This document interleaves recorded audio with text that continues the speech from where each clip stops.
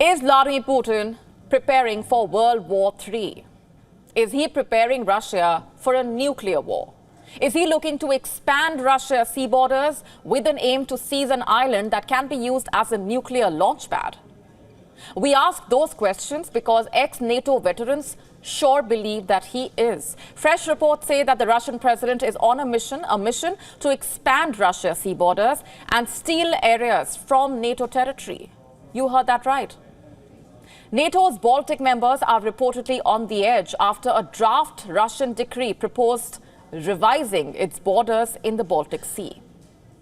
This has Lithuania and Finland worried. What exactly does this draft decree state?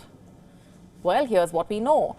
The decree, drafted by the Russian Defense Ministry, reportedly suggests moving the sea borders around Russian islands in the Gulf of Finland and around the enclave of Kaliningrad. It was not immediately clear if the draft proposed extending Russian borders into Finnish waters or Lithuanian waters. However, it would have included territory in the eastern Gulf of Finland, several islands close to the Finnish coast, and areas near the two cities of Baltics and Zelonogratsk in Kaliningrad. This has Baltic states worried. Remember, Finland and the Baltic states are all members of the EU and the NATO. The US-led military alliance is committed to defending their borders, so any provocation against one would involve the entire bloc to retaliate.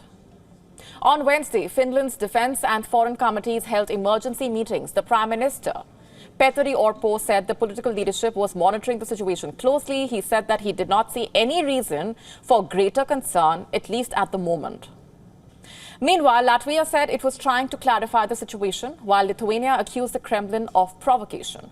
The draft decree was first highlighted on Tuesday when the Russian news agency TASS reported on the alleged proposal to redraw the old borders dating back to the Soviet era in January 1985. A day later, on Wednesday, the Russian proposals were no longer visible. It only read draft deleted. Later, the Russian media reported that there were no plans being made to revise Russia's territorial waters in the Baltic.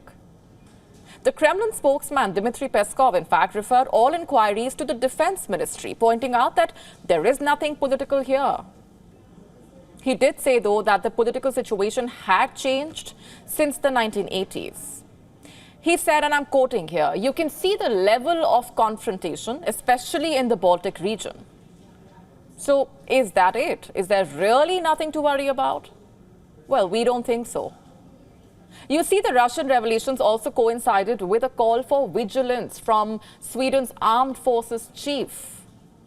Remember, Sweden joined NATO in March, becoming the alliance's 32nd member. But 2 years before it joined the alliance, it beefed up its military presence on the Baltic island of Gotland. It sits just off the coast of Sweden, and this has become the flashpoint now, which brings me back to the question. Is Putin trying to seize a Baltic Sea island so that he can use it as a nuclear launchpad? NATO ex-generals certainly believe he is. They say that Putin plans to take over Gotland. They say it is on Putin's hit list if he gets his way. They say that since Finland and Sweden joined the NATO, the Baltic Sea has essentially become a NATO lake. They say that Putin is looking to push back against NATO. It's because whoever runs Gotland dominates the Baltics. They are worried that any Russian provocation on Gotland would most likely be agreed by members of the alliance as an armed attack on Sweden, and therefore likely an Article 5 scenario, which is essentially NATO's collective defense motto. Remember, an attack on one is an attack on all. There's nothing surprising here. NATO experts have worried about that. In fact, the Russian president is trying to provoke a World War III scenario since the Ukraine war started. But just because NATO is worried, does that really mean Russia will attack? While Russia says no vehemently, there are signs of provocation. Earlier this week itself, on Tuesday, Russia started tactical nuclear weapons exercises near Ukraine, once again accusing the West of being provocative. The Russian Defense Ministry announced that the Kremlin's southern military district troops are practicing combat training tasks of obtaining special ammunition for the Iskander operational tactical missile system, equipping launch vehicles with them and covertly advancing to the designated position area in preparation for missile launches. Dramatic pictures showing Iskander and hypersonic Kinzhal missiles being moved across the region before they were fired through the sky. Experts said that if Russia were to launch Iskander nukes from Gotland, then they would be in range of major Western European cities. And what's more, on Thursday, the Russian president arrived in Belarus, Moscow's closest ally, with an aim to discuss holding joint drills with tactical nuclear weapons. The war games are aimed at simulating preparations for the launch of the weapons. For the unversed, tactical nuclear weapons are smaller nuclear warheads meant for use on battlefields. Unlike strategic weapons, which have been subject to arms control agreements between Russia and the US, tactical weapons have never been limited by any such pacts. Russia has not released their number or any other details about them. Let's not forget, Putin has frequently evoked Moscow's nuclear arsenal, especially in the early days of the Ukraine war. Recently, in fact, he warned NATO countries that they risked provoking a nuclear war if they deployed troops to Ukraine.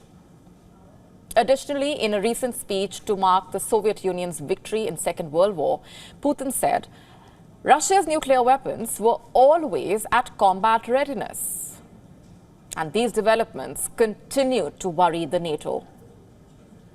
Now, for those of you wondering, what is Russia's nuclear doctrine? It essentially lists 4 scenarios. Russia would use nuclear weapons if Russia is attacked with nuclear missiles. Number 2, if it believes nuclear missiles are being launched against it. Number 3, if any attack is aimed at crippling its nuclear forces, or if the very existence of the Russian state is threatened, including by the use of superior conventional weapons by the NATO. To stay up to speed with the latest news, download the WION app and subscribe to our YouTube channel.